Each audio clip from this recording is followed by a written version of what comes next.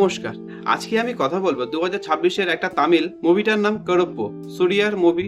তো সিনেমাটা কি সত্যিই একটু বেশি হাইপড নাকি ভালো হয়েছে? এটা কিন্তু থিয়েটারে 300 কোটি টাকার বেশি কামাই করেছে। তো সিনেমাটা কি সত্যি ভালো না খারাপ? আমি সিনেমাটা রিসেন্টলি দেখলাম, আজকে সেই কথাই বলবো। সিনেমাটা সম্প্রতি অ্যামাজন প্রাইমে রিলিজ পেয়েছে, প্রায় 2.5 ঘন্টার কাছের সিনেমা। সিনেমায় সূর্যাকে দেখানো হয়েছে একজন ভগবান হিসাবে।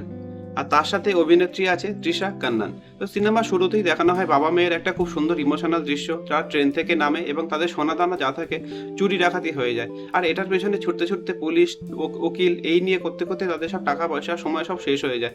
একটা টাইমে এসে তার মেয়েও মারা যায়। আর পুলিশ বা উকিল কতটা খারাপ হতে পারে এই সিনেমায় সেটাও কিন্তু সুন্দরভাবে তুলে ধরা হচ্ছে। আর সেই পুলিশ উকিল কেউ যখন তাকে সাহায্য করলো না, তখন ভগবান স্বয়ং আসলো তাদেরকে সাহায্য করার জন্য। এটাই হলো সিনেমার মূল বিষয়বস্তু। এবার আসি পজিটিভ দিক।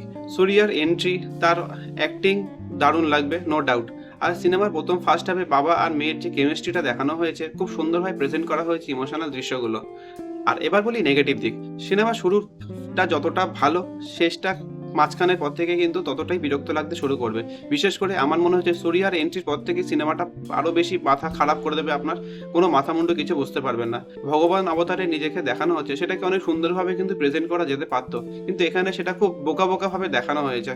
শেষে দেখানো হচ্ছে সিংহাম রূপে সেই সূর্যা ব্যাক করছে, তো ভীষণ বোকা বোকা মাথা মুন্ডু সত্যিই কিছু নেই। আমার পার্সোনালি সিনেমাটা খুব একটা ভালো লাগেনি। আপনারা যারা সিনেমাটা অলরেডি দেখেছেন, কেমন লেগেছে আমাকে কমেন্টে জানাবেন। আর আমার ভিডিও ভালো লাগলে লাইক, কমেন্ট, সাবস্ক্রাইব করে পাশে থাকবেন। দেখা হচ্ছে পরের ভিডিওতে। Thank you.